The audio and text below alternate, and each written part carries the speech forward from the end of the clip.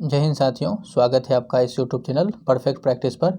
तो चलिए इस वीडियो में हम स्टैटिक जीके का क्वेश्चन बैंक सेट नंबर जो है 177 देखेंगे। यदि इसके पहले आपने नहीं देखा है तो प्लेलिस्ट में जाके आप जरूर देख लें ताकि आपके एग्ज़ाम का बेहतरीन तैयारी हो सके। तो चलिए इस वीडियो को शुरू करेंगे, लेकिन शुरू करने से पहले यदि चैनल को आपने सब्सक्राइब नहीं किया है तो सब्सक्राइब करने के साथ जो है इसका बेल आइकन ऑन कर लीजिएगा। तो आपके सामने यहाँ पे फर्स्ट क्वेश्चन है कि सरकार द्वारा सार्वजनिक क्षेत्र के उद्यमों में अपनी परिसंपत्तियों या हिस्सेदारी बेचना और तरलीकृत करना निम्नलिखित में से क्या कहलाता है। तो इस चीज़ को क्या कहा जाता है, तो इसे हम विनिवेश कहते हैं। क्या कहते हैं? विनिवेश। जहाँ पे डिस्कशन की आवश्यकता पड़ेगा वहाँ हम डिस्कशन जरूर करेंगे। तो इसका ऑप्शन हमारा सी बनेगा। नेक्स्ट क्वेश्चन है कि एतमादुद्दौला का मकबरा डैश में स्थित है। तो एतमादुद्दौला का मकबरा ये कहाँ स्थित है? तो साथियों इसका जो मकबरा है ये आपका कहाँ हो जाएगा? आगरा में स्थित है। कहाँ है? आगरा में जो है ये स्थित है। अब यहाँ पे ध्यान रखिएगा कि यहाँ पे मकबरा से बात पूछा गया है, तो एतमादुद्दौला का मकबरा हो गया आगरा में। यदि आपसे पूछा जाता है कि बाबर का मकबरा कहाँ है, तो बाबर का मकबरा जो है ये काबुल में है।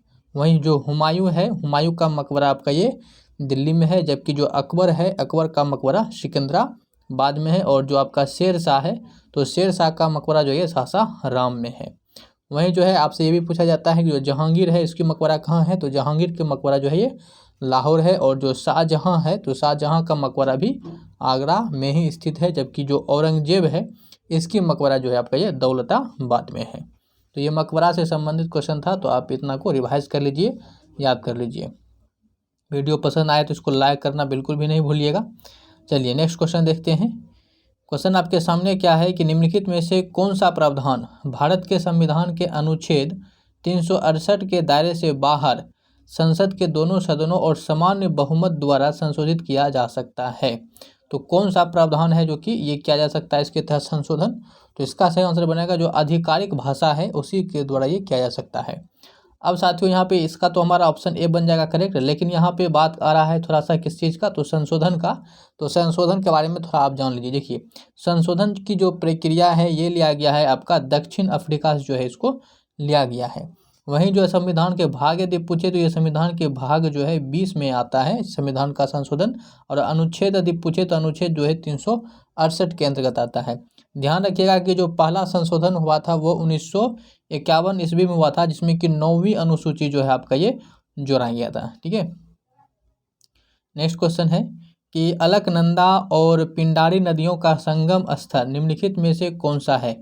तो अलकनंदा और पिंडारी नदी का जो संगम स्थल है उसको कर्णप्रयाग कहा जाता है। क्या कौन सा प्रयाग? कर्णप्रयाग। कुल जो है यहाँ पे 5 प्रयाग है, तो ध्यान रखिएगा इसको हम क्या बोलते हैं, अलकनंदा और पिंडारी को तो कर्णप्रयाग कहा जाता है। द डिवाइन कॉमेडी नामक पुस्तक के लेखक निम्नलिखित में से कौन है। तो द डिवाइन कॉमेडी पुस्तक के लेखक हैं दांते। कौन है? दांते एलिगेरिया। तो दांते करके आप याद रख सकते हैं केवल दांते। दो अस्पा और सिंह अस्पा शब्द डैश व्यवस्था से संबंधित है। तो दो अस्पा और सिंह अस्पा जो ये शब्द है ये आपका मनसबदारी व्यवस्था से ये संबंध रखता है। किससे? मनसबदारी व्यवस्था से। निम्नलिखित विकल्पों में से उल्लेखित हिमालय की चोटियों में से कौन सी चोटी शेष 3 की अपेक्षा सुदूर पूर्व में स्थित है। तो कौन सी चोटी है? ये जो आपका कंचनजंगा चोटी हो जाएगा। कौन सा? कंचनजंगा हो जाएगा। देखिए साथियों जो कंचनजंगा के जो आपका हाइट की यदि बात किया जाए कि मतलब कितनी ऊंचाई है, तो ये आपका है 8,598। ठीक है, 598 जो है ये आपका मीटर है। ठीक है। ध्यान रखिएगा कि जो कंचनजंगा है ये भारत में स्थित जो है सबसे ऊंची जो है आपका पर्वत हो जाएगा।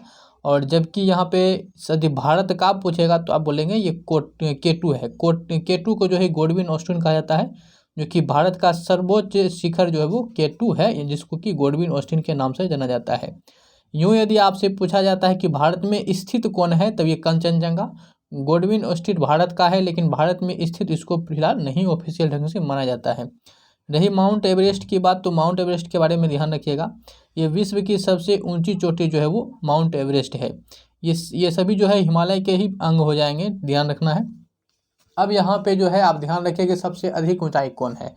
ऑप्शन के ध्यान रखिए, ऑप्शन से और यूं भी जो है सब सर्वाधिक जो ऊंचाई है विश्व में वो सबसे अधिक ऊंचाई पर जो आपका ये माउंट एवरेस्ट आता है। दूसरा नंबर जो आता है ये आपका ये आता है K2 यानी कि गोडविन ऑस्टिन का। और तीसरा नंबर पर जो है ये आपका विश्व स्तर पे ये तीसरा नंबर में सबसे ऊंचा है कंचनजंगा।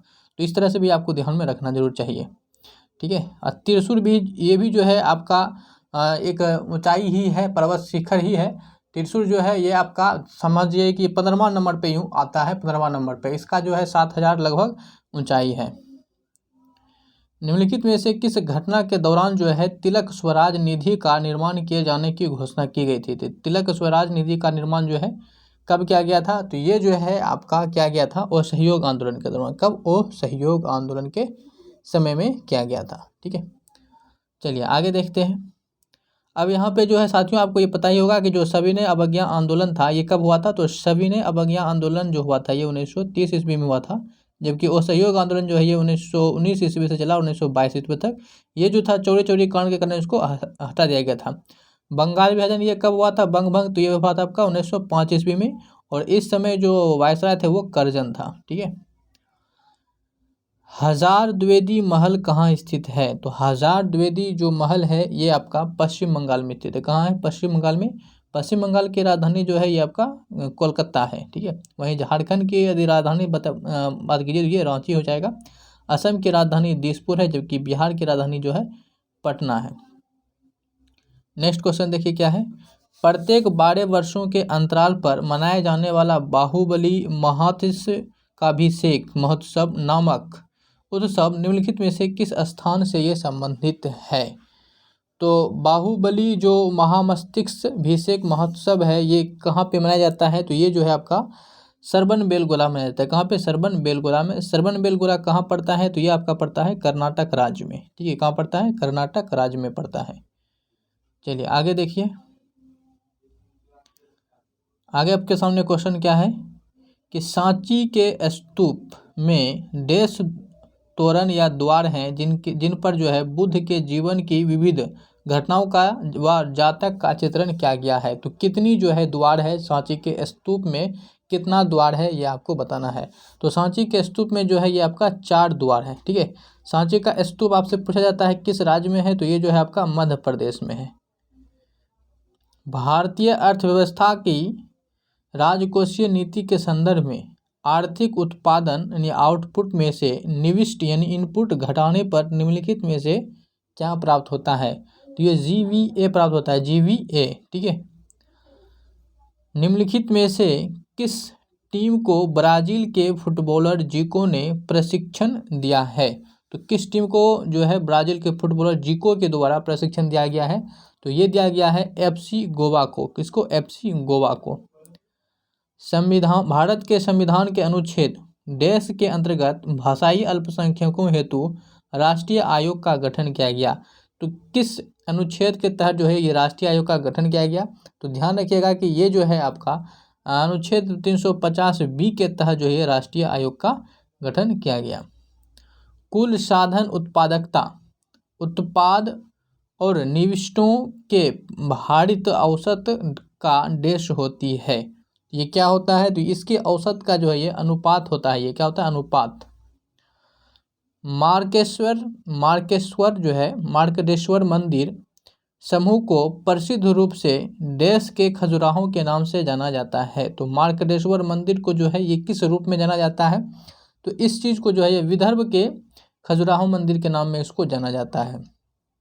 अब ध्यान रखिएगा, यहाँ से जैसे खजुराहो है, आपसे ये पूछ लेता है कि बताइए खजुराहो किस राज्य में है? तो ध्यान रखना है खजुराहो जो है ये आपका मध्य प्रदेश राज्य में स्थित है। जबकि जो वारंगल है ये आपका तेलंगाना राज्य में है। और जबकि जो ये आपका अमरावती है ये आपका आंध्र प्रदेश में है। और जो सौराष्ट्र है ये आपका कहाँ है? तो ये पड़ता है आपका गुजरात में। कहाँ? गुजरात में। मैडम भीकाजी कामा ने 1907 में पहली बार भारतीय राष्ट्रीय ध्वज को निम्नलिखित में से किस स्थान पर फहराया था? तो किस स्थान पे फहराया गया था? तो ये फहराया गया था स्टुटगार्ट पर। कब? स्टुटगार्ट पे। ध्यान रखिएगा साथियों, ये आपसे पूछा जाता है कि भारतीय राष्ट्रीय ध्वज को पहली बार किसने फहराया था? तो मैडम भीकाजी कामा करके नाम याद रखिएगा। कब? तो 1907 ईस्वी में फहराया था। और कहाँ पे? तो स्टुटगार्ट पे। इस तरह से जो है यहाँ पे एक तो ये पूछ लेता है कि भारतीय राष्ट्रीय ध्वज को है ना किसने फहराया था? तो ये ध्यान रखिएगा, मैडम भिकाजी। कब? 1907 में दूसरा। और तीसरा कहाँ? तो स्टुटगार्ट में। तो यहाँ से 3-4 तरह से जो है इसी क्वेश्चन को घुमा के पूछता है, तो ये ध्यान रखना है आपको। 1757 में भारत में किस युद्ध में अंग्रेजों की जीत को उनकी पहली बड़ी जीत माना जाता है? उसकी पहली बड़ी जीत किस जीत को माना जाता है? तो ये प्लासी के युद्ध को। कब? प्लासी के युद्ध को, जो कि 1757 ईस्वी में हुआ था। सारागढ़ी का जो युद्ध है ये आपका 1897 ईस्वी में हुआ था। कब? 1897 ईस्वी में। और पानीपत के बारे में तो आपको पता है कि यहाँ पे 3 युद्ध हुआ था। और बक्सर का जो युद्ध है यहाँ पे जो है आपका ये 1761 ईस्वी में जो है बक्सर का युद्ध हुआ था। पानीपत में तो आपको पता ही है कि यहाँ पे 3 युद्ध हुआ था। एक तो आपका 1526 में हुआ था, दूसरा आपका 1556 में, और तीसरा जो है वो 1761 ईस्वी में हुआ था। पहला ये आपका बाबर और इब्राहिम लोदी के बीच हुआ था, और दूसरा जो है ये आपका अकबर था और ये मराठा के बीच हुआ था, आपका ये अहमद शाह अब्दाली और मराठा के बीच में।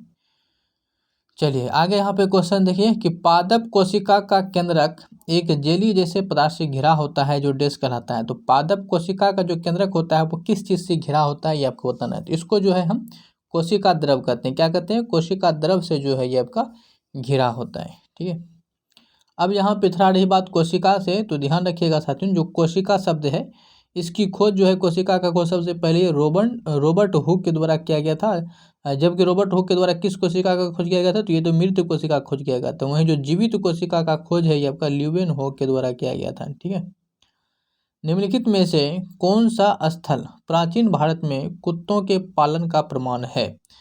तो कौन सा स्थल है? तो ये स्थल है आपका बुर्ज होम। कौन सा है? तो बुर्ज होम है। ठीक है, तो ये चल रहा था हमारा सेट नंबर जो है 177। आशा करते हैं आपने इस वीडियो से जरूर कुछ ना कुछ जरूर सीखा होगा। आपको जरूर तने अच्छा लगा होगा। यदि आपको थोड़ा सा भी अच्छा लगा हो तो वीडियो को लाइक जरूर कर दें। यदि कोई डाउट रह गया है तो उस डाउट को जो है आप हमें कमेंट सेक्शन में पूछ सकते हैं। अपना सुझाव भी हमें दे सकते हैं इस वीडियो के बारे में। क्या आपका राय है, कैसा आपको वीडियो लगे, हमें कमेंट में जरूर बताएं। हमारे सपोर्ट करने के लिए जो है आप बस सिंपल सा जो है इस वीडियो को आप शेयर कर दीजिए, और यदि चैनल को सब्सक्राइब नहीं किया है सब्सक्राइब करने के साथ जो है बेल आइकन ऑन कर लीजिए। तो मिलेंगे हम फिर किसी नेक्स्ट वीडियो में, तब तक के लिए लेते हैं आपसे विदा। जय हिंद, बाय बाय।